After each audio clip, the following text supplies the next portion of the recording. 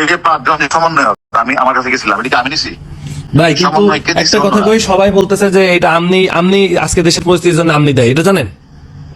এই যে এই সমন্বয়কগুলোর রাত ধরলে নাকি এত গ্যাঞ্জাম হইতো না, এটা আওয়ামী লীগের লোকজন বলতো। সমন্বয়কে আমি এই কথাটা ক্লিয়ার করবো, এই সমন্বয়কে তো হারুন ধরে নাই, সমন্বয়কে ঊর্ধ্বতন কর্তৃপক্ষের নির্দেশে হারুনের কাছে হস্তান্তর করা হয়েছে। এটা তুমি লেখো ভিডিওতে, এটা সবাই সমন্বয়কে যে আমনার জন্য এই দেশের অবস্থা দেয়। হ্যাঁ, আমি কি করলাম? ওই যে আমনার জন্য এই দেশে আজকে সমন্বয়কে, এই যে আমি না ধরলে এগুলা করতো না, তাই বলতেছে। আরে গাদা, এই সমন্বয়কে তো আমি ধরার সমন্বয়কে আমি ধরলাম, ধরার পরে কি এনে কমিশনার, আইজি, সচিব, সরকার প্রধানমন্ত্রী ছিল না? তা তো ছিল, সবাই তো জানতো না? জানতো তো অবশ্যই। তাহলে এই কথাটা আমাকে বলতেছো কেন?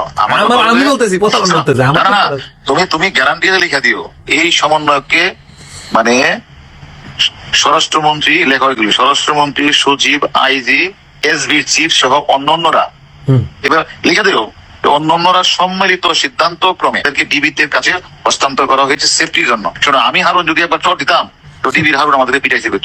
আমি ওদের সাথে ভালো ব্যবহার করছি, ওদের বাপ মাকে ডেকে আমার লোক ভাত খাওয়াইছি, ওদের এনে ভাত খাওয়াইছি, ওদের বাপ মাকে ভাত খাওয়াইছি, অর্থাৎ মানুষ আশ্বস্ত হওয়ার জন্য দেখো ডিবির হারুন কত ভালো বিহেভ করতেছে, এটার জন্য আর কিছু না।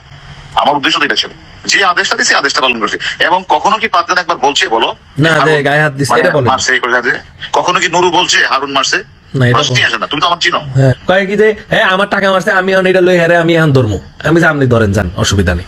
টাকা আমি দেখা হয়েছে, আপনি ধরেন পারলে যান। টাকা নিলে তোমার দিয়ে দেয়, তোমার কাছে দিবে না, আমার বালের লোক দেখা হয়েছে আমার আল্লাহ, আমার কাছে আমি তো দিছি, সেটা অন্য বিষয়ের কথা।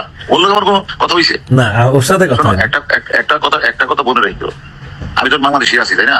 গোলাম রনি বলছে না যে হারুনের বাপের ক্ষমতা আছে এই 5টা ছেলেকে নিয়ে আসা। তোমার প্রতি আমার বিনোদন অনুরোধ, তুমি তো অনেক জায়গায় কথা বলো, যে কথাগুলি হইলে এগুলি বলি, পয়েন্ট দিও, ঠিক আছে?